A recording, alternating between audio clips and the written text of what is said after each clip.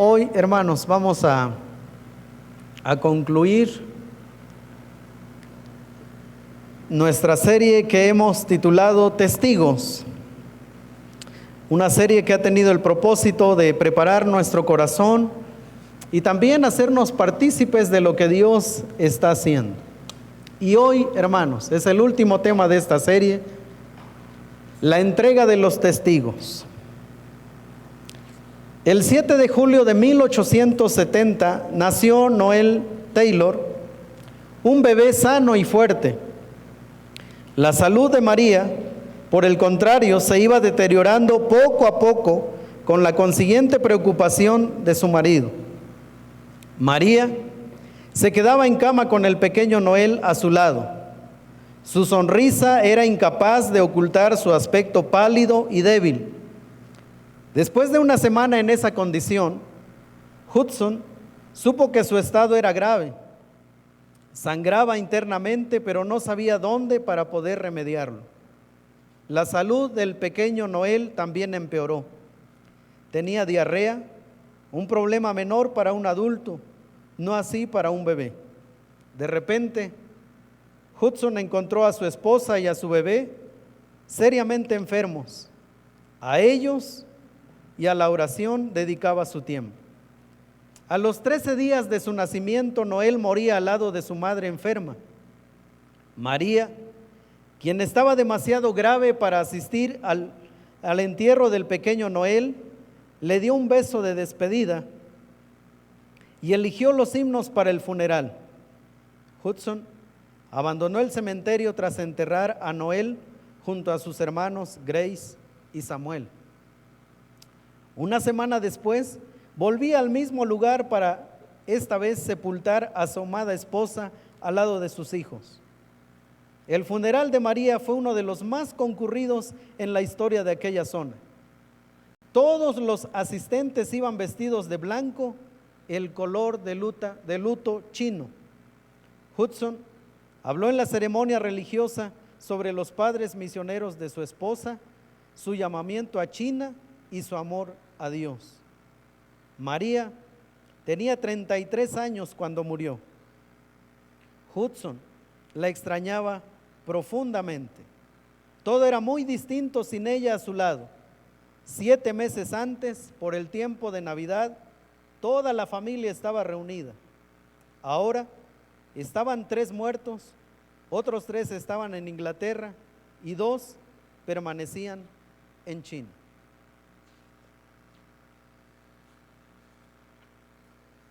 La noticia de que Jenny tenía cáncer apenas alteró sus vidas.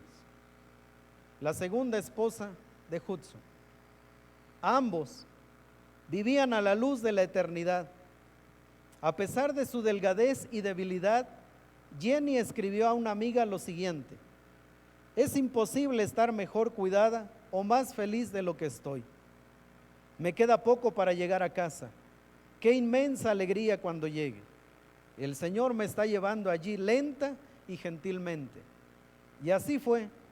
El 29 de julio de 1904, Jenny moría teniendo a Hudson a la cabecera de la cama. Hudson tenía 72 años y ansiaba volver a China.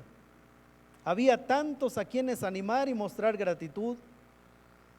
En el curso de la primavera de 1905, Hudson, acompañado de su hijo Howard, quien también era médico, y de su esposa Geraldine, iniciaban su 11ª travesía a China.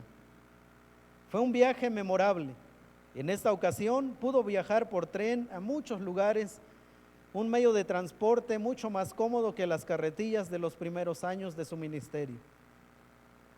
Donde quiera que éste fuese, la gente se reunía para escucharle. Tuvo la oportunidad de celebrar su 73º cumpleaños en uno de los 7 centros que tenían en la provincia de Henan. Los creyentes chinos le hicieron una gran bandera de satín rojo que decía: a un hombre muy amado. Visitó los hospitales, orfanatos nuevos, centros misioneros, en la cual él y María sufrieron aquel terrible asedio. Visitó también el cementerio donde María, Grace, Samuel, Noel y su hija María, quien murió siendo adulta, estaban enterrados. Aquel mismo día habló un grupo de nuevos misioneros que estaban a punto de viajar al interior de la China. Miró a estos jóvenes que habían dejado a sus familiares y amigos para predicar el evangelio a los chinos, y por un instante se sintió como uno de ellos, un joven de 20 años, recién llegado a China, sin dinero, sin esposa y sin un plan para llevar a cabo, pero confió en Dios y Dios le usó. 50 años después, había más de 18,000 cristianos bautizados y la misión al interior de China tenía 850 misioneros. Es un gran privilegio estar con ustedes hoy, les dijo. A lo largo de los años me he reunido con mucha gente en este mismo lugar. Mi querida esposa murió aquí a mi lado. Nuestros seres queridos están mucho más cerca en el espíritu de lo que pensamos. Y Dios también está cerca, mucho más cerca de lo que pensamos. El propio Hudson se encontraba mucho más cerca de sus seres queridos de lo que cualquiera hubiera imaginado. El 3 de junio de 1905, varias semanas después de visitar las tumbas de sus familiares, Hudson Taylor moría en paz en su cama. Fue enterrado al lado de María y sus hijos. En su lápida había una inscripción que decía: Hudson Taylor, un hombre en Cristo. Su vida acabó donde siempre quiso estar, en lo más profundo del corazón de China.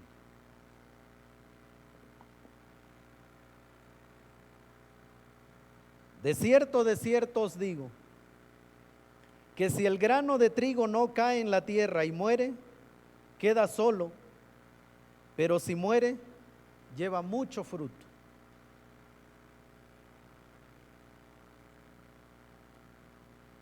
El Señor Jesucristo dijo estas palabras cuando ya estaba mirando de frente a la cruz.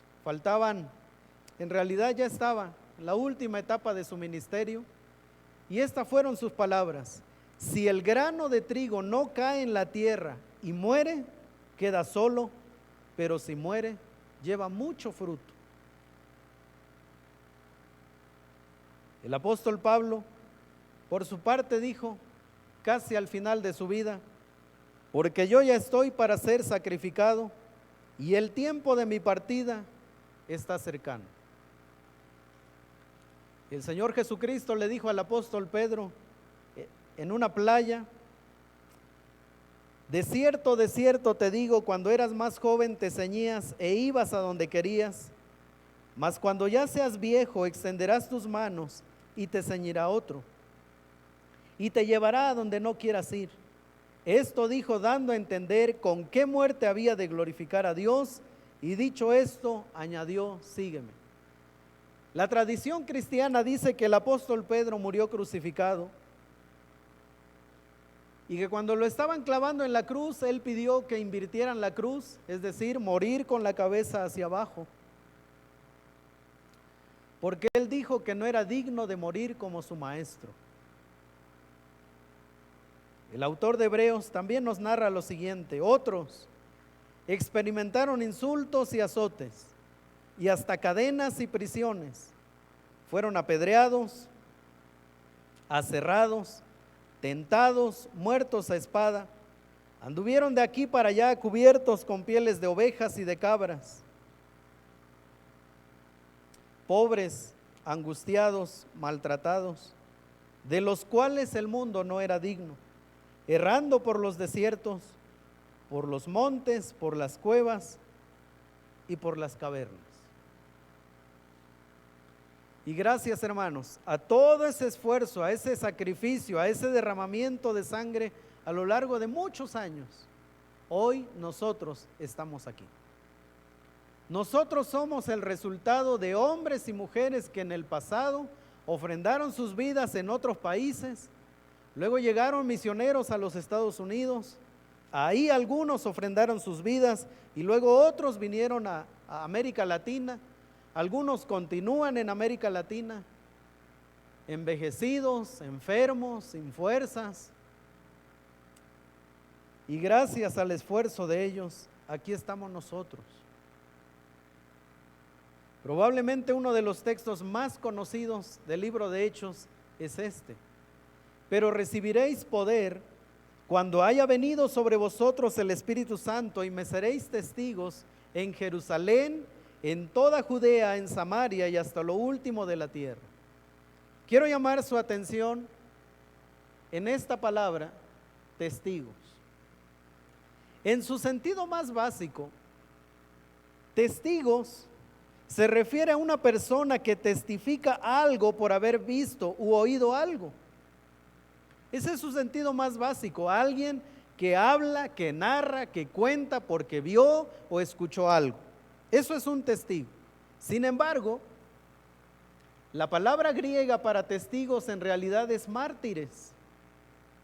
Así que cuando el Señor Jesús se despide de sus apóstoles en Hechos capítulo 1, antes de ascender nuevamente al cielo, lo que el Señor Jesús les estaba diciendo, y ellos lo entendieron muy bien, es: y ustedes me serán mártires en Jerusalén, en Judea, en Samaria y hasta lo último de la tierra. El derramamiento de sangre y el acto mismo de testificar están estrechamente relacionados. Es decir, cuando ellos escucharon del Señor Jesús, ustedes me serán mártires, ellos no estaban pensando como nosotros pensamos cuando escuchamos testigos. Para nosotros la palabra testigo solo transmite el acto mismo de testificar, pero para los apóstoles, cuando escucharon esto del Señor Jesús, ellos estaban escuchando: ustedes me serán mártires en Jerusalén, en Judea, en Samaria y hasta lo último de la tierra. El apóstol Pablo, presentando su testimonio ante una multitud enardecida en Jerusalén, él estaba contando su conversión como testigo de Jesucristo. Y esto es lo que dice: yo dije, Señor, ellos saben que yo encabezaba y azotaba en todas las sinagogas a los que creían en ti, y cuando se derramaba la sangre de Esteban, tu mártir, tu testigo, yo mismo también estaba presente y consentía en su muerte y guardaba las ropas de los que le mataban. Y aquí nosotros vemos claramente cómo la palabra mártir no solo es el acto de compartir, sino que la palabra mártir implica, si es necesario, el sacrificio, el derramamiento de sangre. Y esto sucedió en Jerusalén. Aquí se cumple Hechos 1:8, y me seréis mártires en Jerusalén, y el primer mártir fue Esteban. En Apocalipsis, al Señor Jesucristo se le llama el testigo fiel, pero mire las siguientes palabras que he resaltado: y de Jesucristo el testigo fiel, el primogénito de los muertos y el soberano de los reyes de la tierra, al que nos amó y nos lavó de nuestros pecados con su sangre. Se dice de nuestro Señor Jesucristo que Él es el testigo fiel, que en realidad la palabra griega es mártir. Él es el mártir fiel, y aquí dice el primogénito de los muertos y el soberano de los reyes de la tierra, al que nos amó y nos lavó con su sangre. Así que la palabra es muy interesante. La palabra mártires es muy interesante cómo los traductores han decidido traducir esta palabra griega. Y en Hechos 1:8 nosotros leemos: pero recibiréis poder cuando haya venido sobre vosotros el Espíritu Santo, y me seréis testigos. Pero esta es la palabra, mártires, me seréis testigos. Pero mire cómo ha sido traducido. En Apocalipsis 17:6, la misma palabra griega, la misma palabra griega dice: vi a la mujer ebria de la sangre de los santos y de la sangre de los mártires, sangre de los mártires de Jesús, y cuando la vi quedé asombrado con gran asombro. Algunos testigos, algunos mártires, algunos testigos han sufrido el destierro, otros han sido desheredados, otros han sufrido el rechazo de su familia, otros en este momento están realizando trabajos forzados en campos de concentración. Otros y otras han sido ultrajados, violados, quemados vivos, desmembrados, y la lista continúa. ¿Dónde comienza esta entrega de lo que estamos hablando esta tarde? ¿Dónde comienza la entrega de los testigos? ¿Por qué es que alguien estaría en la disposición de dejar su hogar, su comodidad, su ingreso, dejar su familia, su nación, para moverse a un lugar a miles de kilómetros de su nación si es necesario, vivir en la incomodidad, en la incertidumbre política, tener recursos muy variados cada mes, si es que los hay, exponer a sus hijos, a su esposa, como Hudson Taylor, que enterró a sus 2 esposas, que enterró a sus hijos? ¿Qué es lo que mueve a un creyente, verdad, tomar a uno de sus hijos, o a 5 o a 6, y llevárselos al otro lado del mundo, donde hay enfermedades, guerras, pestes, hambres, y vivir entre ellos, aprender la lengua de ellos, y luego, si es necesario, sacrificar a algunos de ellos?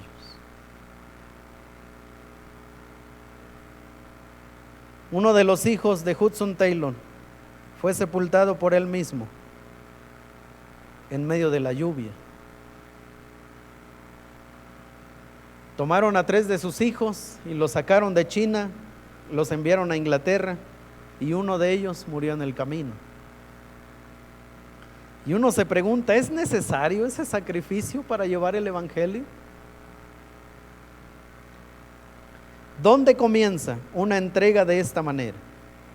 La historia nos recuerda que estamos aquí como resultado de miles de hombres y mujeres que dieron sus vidas a este grado para que el evangelio llegara a nuestras vidas, hermanos.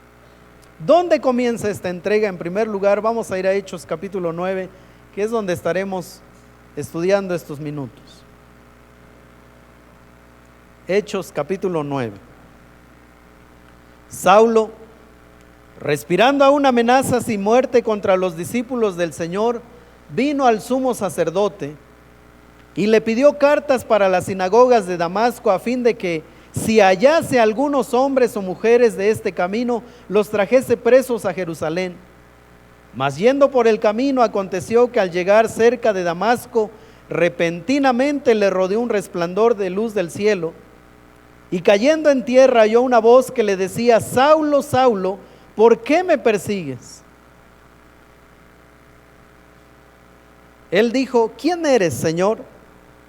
Y él le dijo: yo soy Jesús, a quien tú persigues. Dura cosa te es dar coces contra el aguijón. ¿Dónde comienza la entrega de esta naturaleza? ¿Por qué Hudson Taylor y otros muchos cientos, miles de misioneros, de hombres y mujeres, como Hebreos los describe, de los cuales el mundo no es digno? Si nosotros tuviéramos en nuestras manos la historia de estos hombres y mujeres, nos sorprenderíamos, hermanos. Pero el autor de Hebreos dijo: de los cuales el mundo no era digno. ¿Dónde comienza esto? En primer lugar, vamos a ver que una entrega de esta naturaleza comienza en un encuentro con Jesucristo mismo. Nadie puede entregarse a esta misión si no le pertenece a Cristo, si no ha tenido un encuentro con Cristo. No hay una manera de entregarse. Ahora, yo sé que en el mundo hay muchas causas, hay muchas organizaciones en el mundo y cuentan con voluntarios que por causa de las hambres, de las pestes y de las guerras, hay mucha gente, yo sé que hay mucha gente que deja su trabajo, renuncia a lo que tiene y se van, ¿verdad?, para apoyar a los pobres, a los necesitados, a los enfermos. Yo sé que hay personas que han dado su vida entre los leprosos en India. Pero déjeme decirle una cosa, no estamos hablando de algo temporal. Cuando hay un encuentro con Jesucristo, se está dispuesto a una entrega por algo mucho más grande que lo temporal. ¿De qué serviría darle de comer a miles de personas y cuando mueran vayan al infierno? ¿De qué serviría atender a los leprosos y cuando mueran ir al infierno? Y con esto no estoy diciendo entonces que aquellos que cuidan enfermos, leprosos y aquellos que dan sus recursos para la pobreza del mundo estén haciendo algo innecesario o inútil. Pero la verdad es que su contribución es meramente terrenal, es temporal. Y aún con todo lo que hagan, jamás podrán cambiar la eternidad de una persona. El apóstol Pablo estaba entregado a una causa religiosa. Y él era un hombre fiel, un hombre sincero en lo que hacía. Pero hasta que el Señor Jesús descendió para confrontarlo y para salvarlo, esto fue lo primero que hizo. Señor, ¿qué quieres? ¿Quién eres, Señor? ¿Sabe que muchos vienen a Cristo para ver qué puede darles Cristo? Es decir, si Cristo me saca de mis problemas, entonces yo quiero a Cristo. Si Cristo me va a sanar, pues entonces tráiganme a Cristo. Si Cristo me va a sacar de mis crisis, entonces tráiganme a Cristo. Pero cuando el Señor Jesús desciende a la vida del apóstol Pablo, esto fue lo que le dijo: ¿por qué me persigues? Él dijo: ¿quién eres, Señor? Y le dijo: yo soy Jesús a quien tú persigues. Dura cosa te es dar coces contra el aguijón. Y cuando él escuchó esto, que él es el Señor, esta fue la reacción de Pablo. Él, temblando y temeroso, y no por esa visión, ¿verdad? Él no estaba temblando porque le dio miedo. Él estaba temblando porque él supo delante de quién estaba. Y él era el Señor. Y el Señor, él pregunta: Señor, ¿qué quieres que yo haga? Porque él comprendió delante de quién estaba. Así que, hermanos, ¿dónde comienza semejante entrega? En un encuentro con Jesucristo mismo. Número 2, en una comprensión del propósito de dicho encuentro. Voy a pedirles que por favor lean conmigo Hechos 9:6, ahí lo tenemos, ¿verdad? Ahí estamos estudiando. Y dice así Hechos 9:6: él, temblando y temeroso,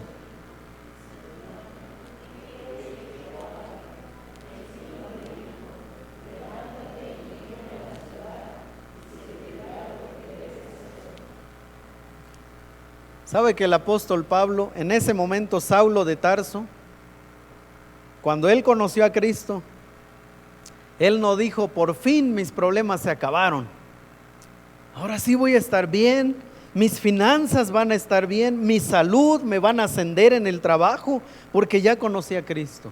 Esto no fue lo que él dijo. Lo que él dijo: Señor, ¿qué quieres que yo haga? Porque él entendió que si Cristo había descendido a su vida, era porque Cristo es el Señor. Y eso es lo que él entendió: él es el Señor y yo soy su siervo. Contrario a muchos cristianos que pensamos que nosotros somos los señores y Dios es nuestro siervo.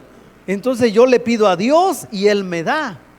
Y si Él no me da, entonces yo vivo frustrado, amargado, enojado, porque Él no me dio lo que yo le pedí. Eso no fue la comprensión del apóstol Pablo. La comprensión de él, después de que el Señor le dijo: yo soy Jesús a quien tú persigues, lo único que él hizo es que empezó a temblar y dijo: Señor, ¿qué es lo que tú quieres que yo haga?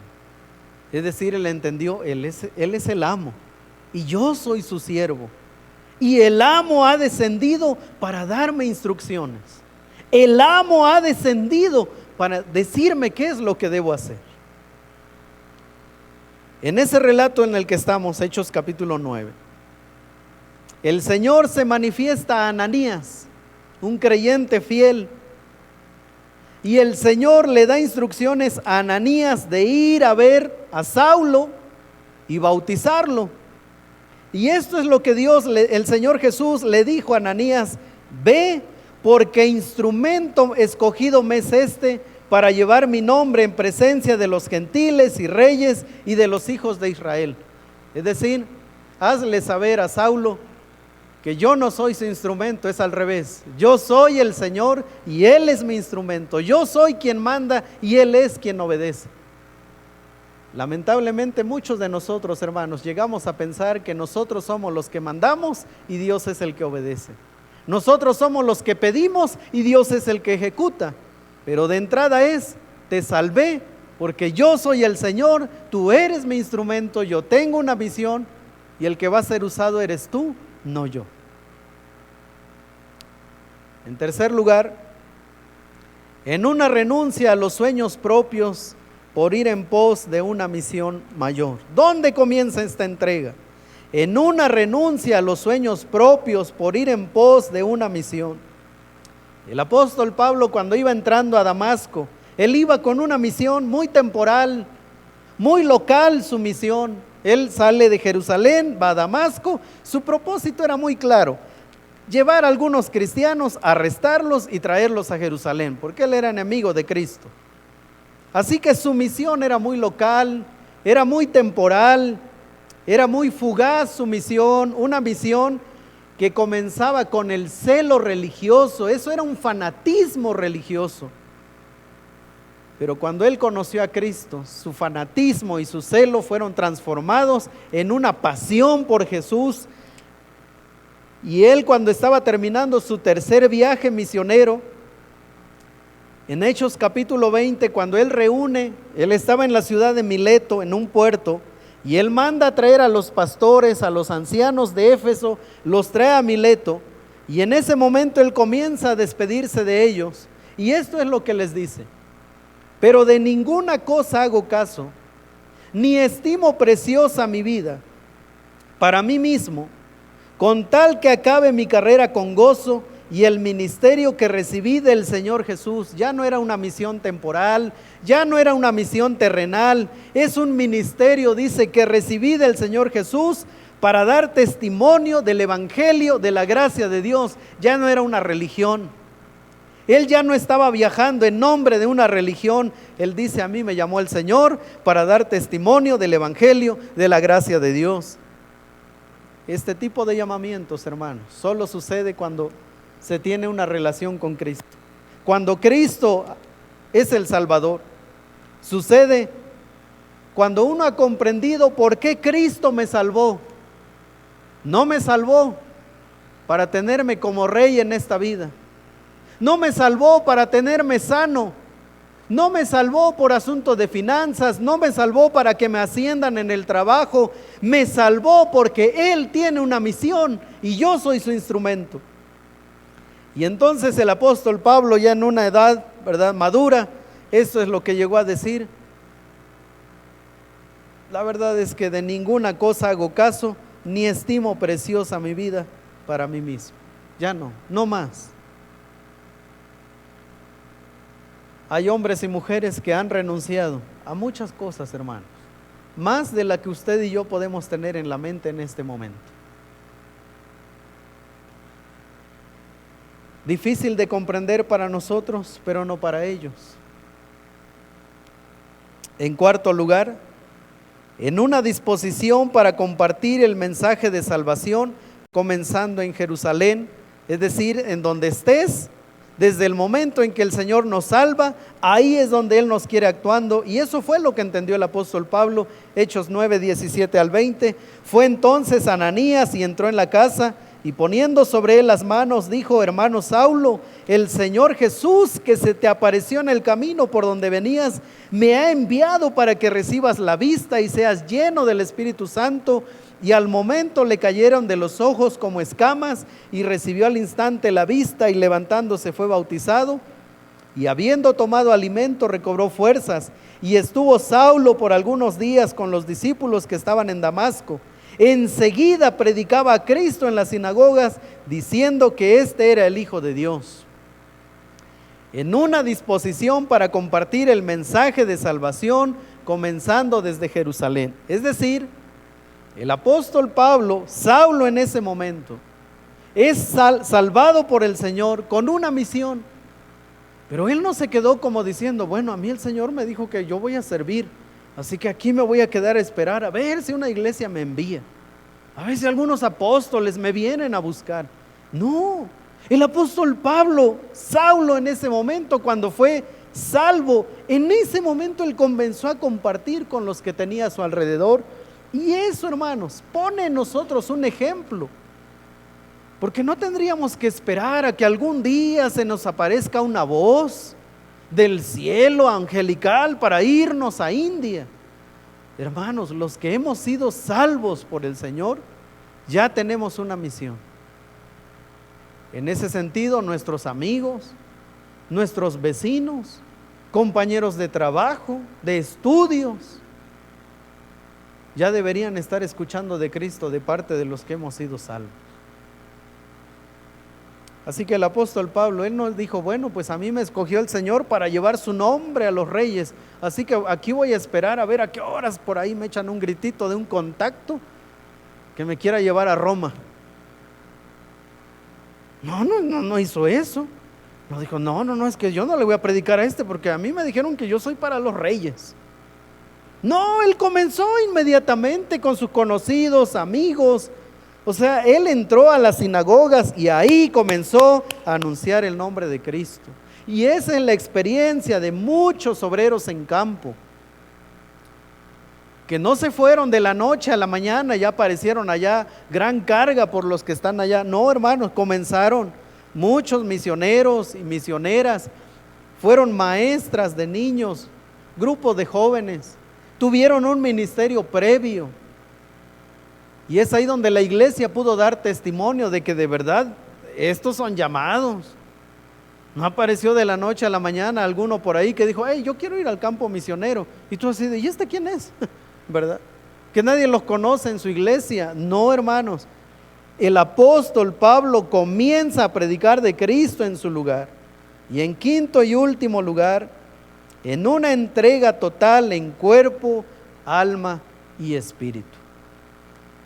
Hechos 9:16, dice la Biblia, que Dios le dijo a Ananías, porque yo le mostraré cuánto le es necesario padecer por mi nombre. Entonces eso no es un llamamiento a una vida sencilla, hermanos. No es un llamamiento a una vida fácil. No es que los misioneros, ¿verdad?, viven holgados económicamente. No es que ellos están bien. Viajan mucho los obreros, pero no se la viven viajando en ese sentido. Este es el llamado para el apóstol Pablo. Yo le voy a mostrar cuánto le es necesario padecer. Entonces no es un llamamiento, ¿verdad? Tú vas a ser mi siervo y declara, ¿verdad?, bendiciones sobre tu vida y todo lo que declares Dios te lo va a dar. Declara prosperidad financiera sobre ti y nada te va a faltar. No, el apóstol Pablo fue llamado para ser testigo, para ser mártir, y dice, yo le voy a mostrar cuánto le es necesario padecer por mi nombre.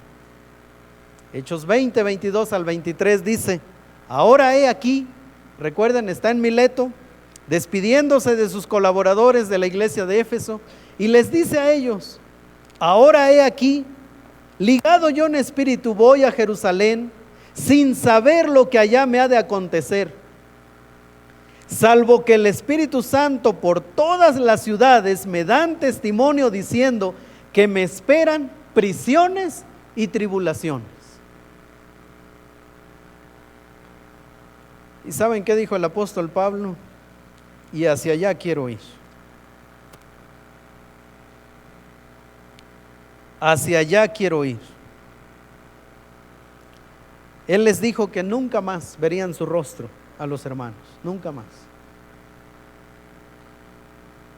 Cuando hubo dicho estas cosas, se puso de rodillas y oró con todos ellos. Entonces hubo gran llanto de todos, y echándose al cuello de Pablo le besaban, doliéndose en gran manera por la palabra que dijo, de que no verían más su rostro y le acompañaron al barco. Años después, él escribió y dijo: porque yo ya estoy para ser sacrificado y el tiempo de mi partida está cercano.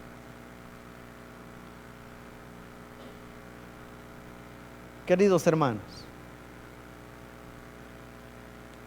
¿por qué es que hombres como Hudson Taylor, David Livingstone, Adoniram Hudson, Jim Elliot y muchos otros decidieron dar sus vidas por causa del Evangelio?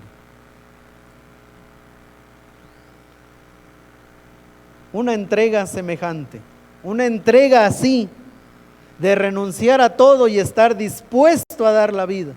Una entrega semejante requiere la renuncia a algo muy prometedor. Puede ser muy bueno. Algunos han renunciado a la fama, a un ingreso seguro, a una herencia, a una carrera profesional, a su posición dentro de la iglesia.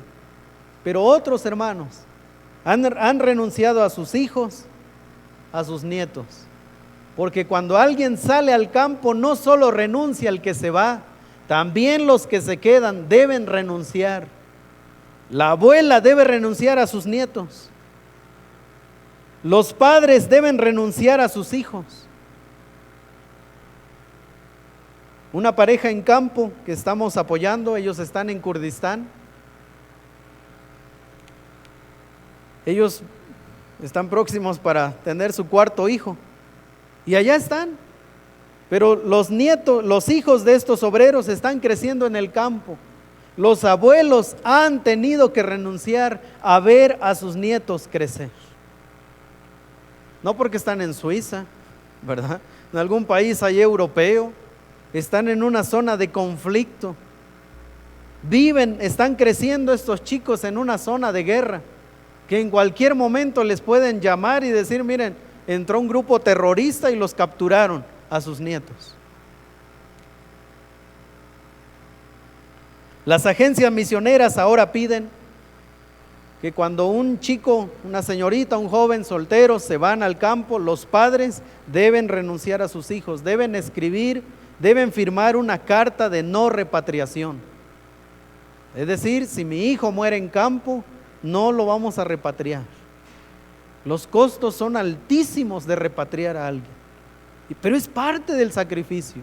Y sabe, quizás a usted estará diciendo: no, ¿cómo se van a llevar mi tesoro? ¿Verdad? Mi tesoro universitario, si le he invertido para que en mi vejez me cuide. Pero recuerde, Él es el Señor. Él es el que llama.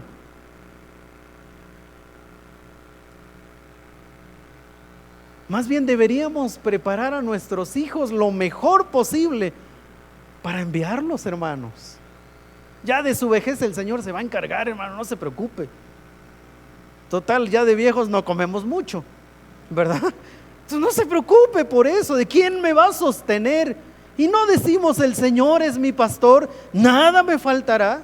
Solo aplica para cuando tenemos 40, 50 años, pero cuando ya estamos en la senectud, no aplica. Entonces el Señor es mi pastor y por eso necesito a mis 3 hijos que me cuiden.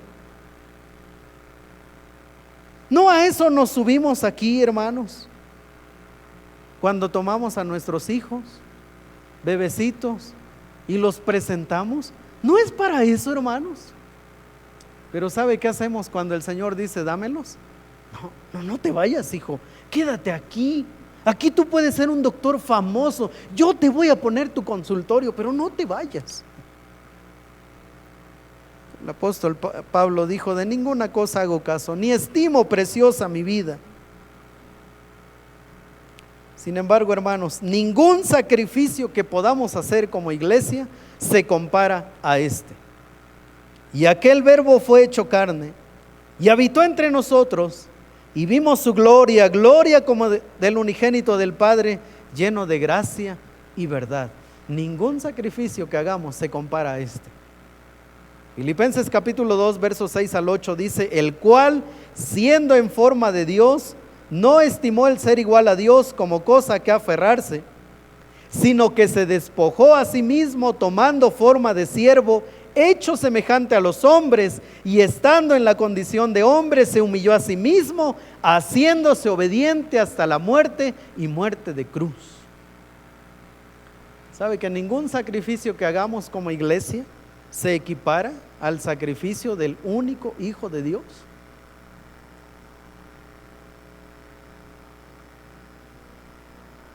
Mateo 9:38 dice el Señor Jesús: rogad pues al Señor de la mies que envíe obreros a su mies. Rogad pues al Señor de la mies que envíe obreros a su mies. Hechos 1:8: pero recibiréis poder cuando haya venido sobre vosotros el Espíritu Santo, y me seréis testigos aquí en nuestra Jerusalén, en nuestra ciudad, en toda Judea, en Samaria y hasta lo último de la tierra. Quizás algunos se preguntan: ¿y de qué sirve ir y morir en otro lugar compartiendo de Cristo? Bueno, esa fue la pregunta del apóstol Pedro. Y gracias a Dios por hombres como el apóstol Pedro, que preguntaban lo que se les atravesaba. Ya después la pensaban, pero preguntaban. Y le dijo al maestro: he aquí, nosotros lo hemos dejado todo y te hemos seguido. ¿Qué pues tendremos? Y Jesús les dijo: de cierto os digo que en la regeneración,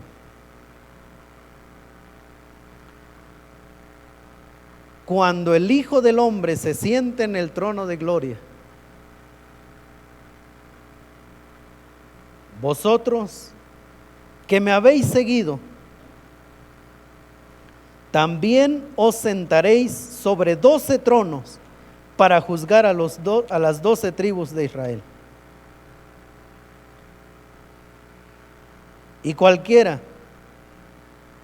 que haya dejado casas, o hermanos, o hermanas, o padre, o madre, o mujer, o hijos, o tierras, por mi nombre, recibirá 100 veces más y heredará la vida eterna.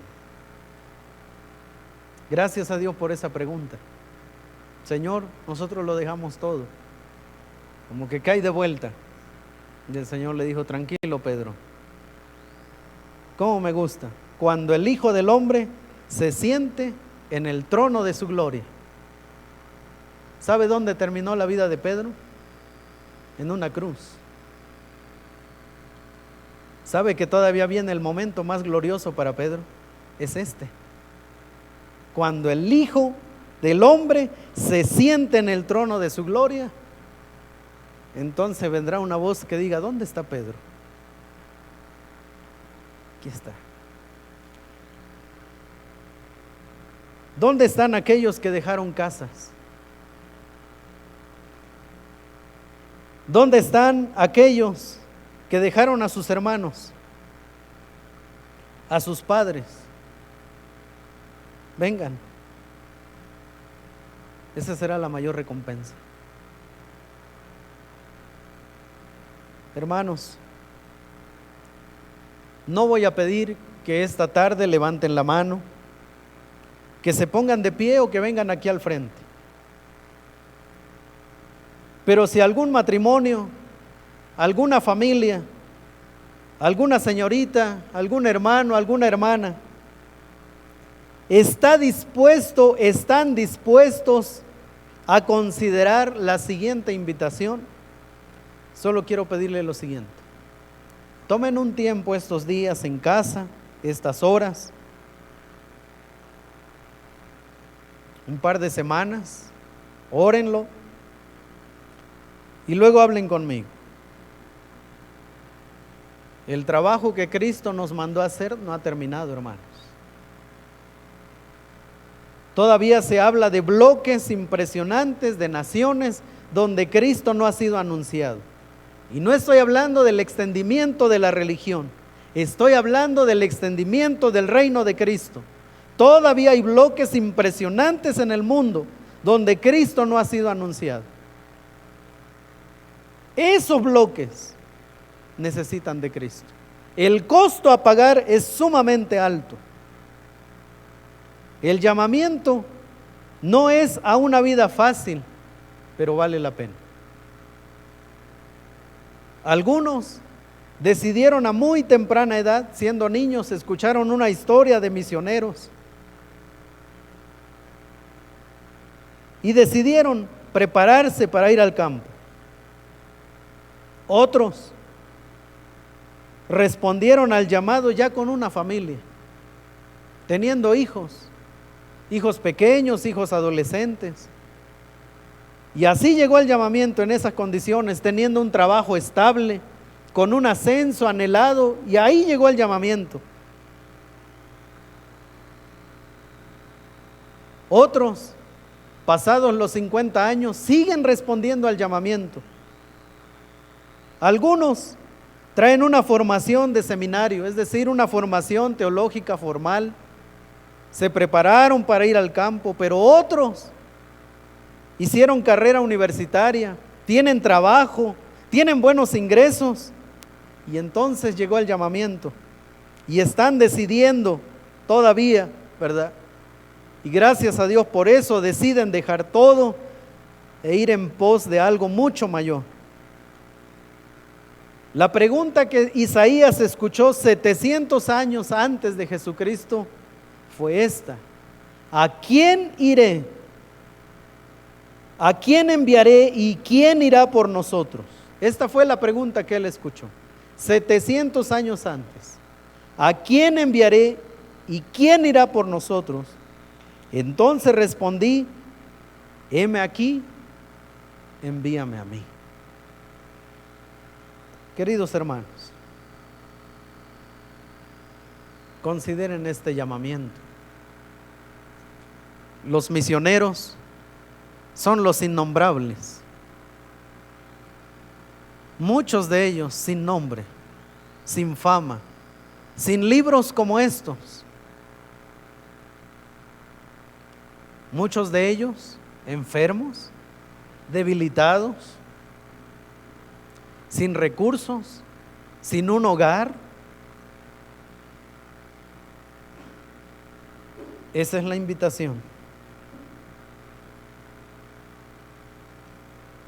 Pero la recompensa lo vale. Cualquier sacrificio que nosotros hagamos jamás se comparará al sacrificio en la cruz del Calvario, cuando nuestro Señor Jesucristo de viva voz dijo: Padre, perdónalos porque no saben lo que hacen. Ningún sacrificio, ninguna muerte se comparará a la muerte en la cruz del Calvario, pero la recompensa es mayor, porque cuando el Hijo del Hombre se siente en su trono, cualquiera que haya dejado casas, o hermanos, o hermanas, o padre, o madre, o mujer, o hijos, o tierra, por mi nombre recibirá 100 veces más y heredará la vida eterna. Y entonces nos daremos cuenta, hermanos, que haber renunciado a una trayectoria profesional, que haber renunciado a una casa hermosa, grande y bonita, que haber renunciado al reconocimiento profesional, que haber entregado a nuestros hijos para el campo, habrá valido la pena. Que haber pagado la universidad más costosa de la ciudad para que ellos vayan y sirvan a los no alcanzados, habrá valido la pena. Consideren este llamamiento, hermanos. Órenlo. Aquí hay jóvenes, aquí hay señoritas, aquí hay matrimonios jóvenes, aquí hay familias donde de edad ya superan los 50. Pero el llamamiento es para todos. Pero solo algunos van a responder. Así que, hermanos, tomen un tiempo en casa, órenlo, considérenlo. Y si después de estos días de orarlo, de platicarlo en casa, ustedes deciden que este es el momento de decir: Señor, como los apóstoles, cuando el Señor iba pasando por la playa, ellos estaban remendando sus redes y el Señor les dijo: vengan en pos de mí, síganme. Dice la Biblia que ellos dejaron todo y se fueron. Esos sacrificios todavía se requieren, hermanos. Y yo les puedo asegurar que ningún misionero en campo se ha muerto de hambre, ninguno. Se han muerto a manos de hombres perversos, pero nunca de hambre, porque Dios es fiel, Dios sostiene. Así que el llamado es para algún joven, algún adolescente que dice: pastor, sí, en los próximos años yo quiero encaminarme para servir a Cristo. Quizá alguna familia. Así que, hermanos, no voy a pedir, ¿verdad?, que levanten la mano, que pasen al frente. Solo quiero pedirle que ahí en la quietud de su casa tomen un tiempo con el Señor, y si algunos dicen: aquí estamos, búsquenme después de unos días. Puestos de pie, por favor.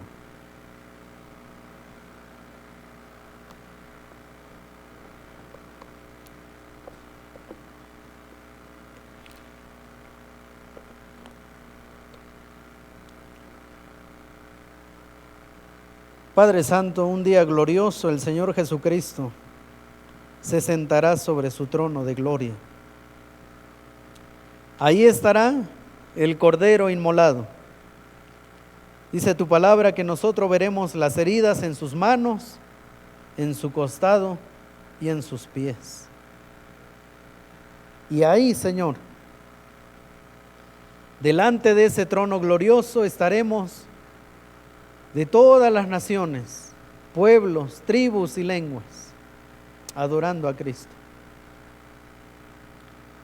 Ahí estarán los mártires.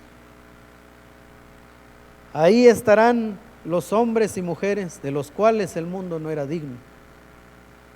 Los que fueron aserrados, desmembrados, quemados vivos, ahí estarán por toda la eternidad. Santos, limpios y sin mancha. Señor, llama a los que serán testigos. Y nosotros queremos decirte que si tú llamas, nosotros obedeceremos. Esta semana, habla a los que tú quieres, Señor. Inquiétalos, no los dejes en paz. Muéstranos a quienes tú estás llamando, Señor, y nosotros obedeceremos. En el nombre de Jesús oramos. Amén y amén.